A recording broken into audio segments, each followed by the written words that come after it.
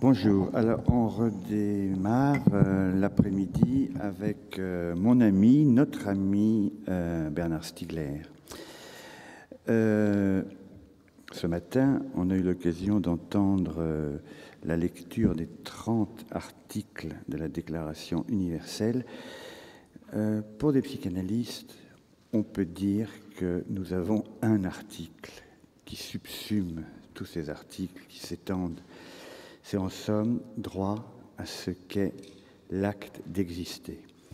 Je dis ça parce que s'il existe quelqu'un dans le milieu intellectuel philosophique qui apporte une contribution inappréciable à une réflexion sur l'existence et sur le péril dans lequel se trouve l'existence dans ce monde-ci, je pense que c'est Bernard. Je vais dire deux mots des questions, parmi les questions les plus fortes que j'ai reçues de lui et qui me mettent au travail, ainsi que des amis. Il y a beaucoup de choses, mais je vais prendre quelques exemples pour leur caractère inédit. D'abord, une relecture que fait Bernard Stiegler de Marx.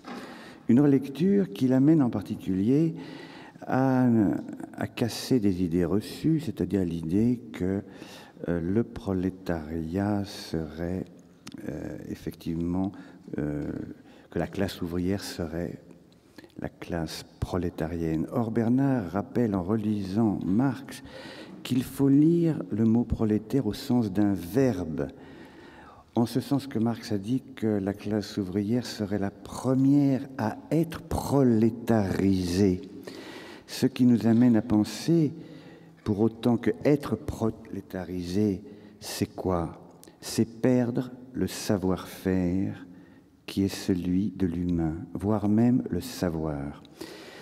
À cet égard, Bernard propose d'élargir la dimension des prolétaires, et on peut parler dans cette définition de nouveaux prolétaires, qui ne sont pas définis uniquement par la misère sociale.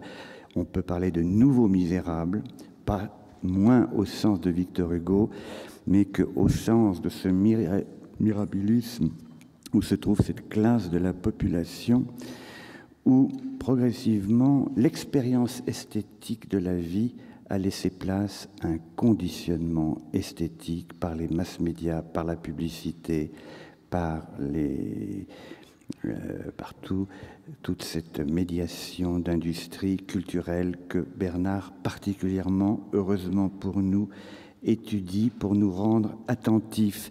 Qu'est-ce qu'il discerne, Bernard, entre autres? Il discerne que la perte du savoir, dans son sens étymologique, savoir c'est sapere, saveur, c'est la perte de la saveur, c'est la perte de la saveur par lequel l'artisan a un savoir qui n'est pas dénué de saveur pour l'objet savoureux avec lequel il est en rapport.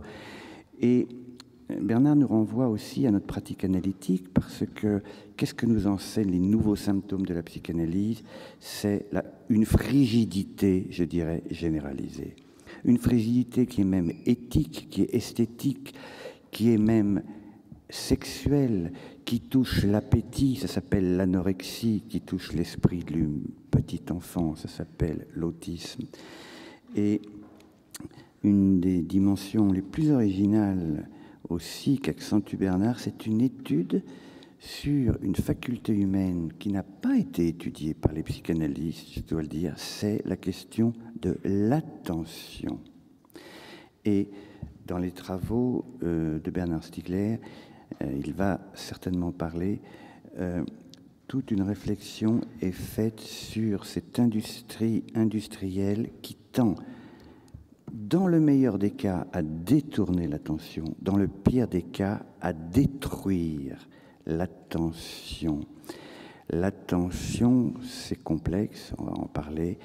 Nous, psychanalystes, je dirais que c'est l'acte psychique qui est rendu possible quand nous sommes en connexion avec le réel de l'inconscient, ça c'est dans notre langage, et que effectivement cela nous pousse à être éveillés, voire réveillés. Et ce détournement de l'attention, et là-dessus je vais passer la parole à Bernard, Je crois qu'il faut le suivre quand il est amené à considérer que la télévision est parfois une arme de destruction massive contre l'esprit, voire contre les jeunes esprits, quand il discerne que certaines émissions de télévision, pour les tout-petits en particulier, Canal J, se proposent aux tout-petits de substituer l'audience, de substituer ce que la chaîne a à leur dire, à les enchaîner pour les déchaîner du rapport au symbolique qu'est leurs ascendants, un père et un grand-père. Quand Bernard conclut un de ses livres ainsi, je ne pouvais pas m'empêcher de me dire que par son propre chemin, il retrouve notre ami Jacques Lacan, qui a été amené à conduire toute sa réflexion sur la distinction entre le père symbolique, le père réel, le père imaginaire. Bernard, merci d'apporter à des psychanalystes et à des citoyens et à des philosophes ton travail. À toi. Merci beaucoup Alain, merci à vous tous d'être présents. J'ai un tout petit peu, pas modifié, mais complété mon titre. J'aime bien les titres et les sous-titres.